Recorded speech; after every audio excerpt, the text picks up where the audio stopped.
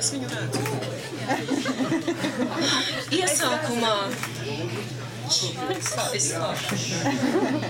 Iesākumā nebija nekā. Mēs bijām vieni, pamesti. Mums nebija neko ēst, neko dzert. Mūs šķīra viens mājas numurs.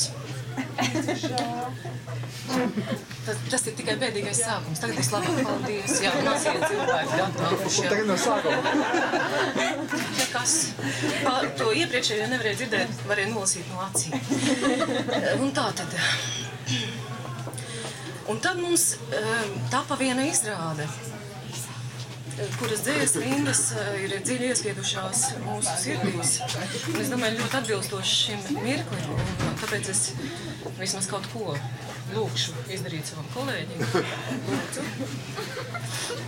Kā viņš šos uztraucos? Es ceru, ka nē. Es ceru, ka viņš pārspļaus.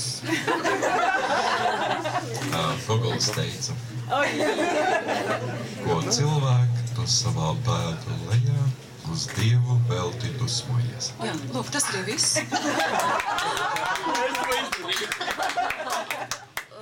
Un lūk, un laiki mainījās, un parādījās mums vieta, kur nākt un ēst un dzert. Un pirms 9 gadiem, kad bērns tikko piedzima,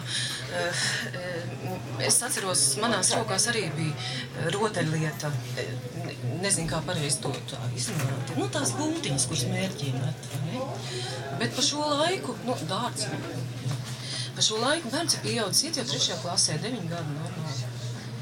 Un tā kā nākamgad mūsu teātris dodas rekonstrukcijā, un dzērāji jums vairs nebūs, tad lūdzu jums būs ar ko nodarboties bez mums. Dāvid, manām rokām tavās.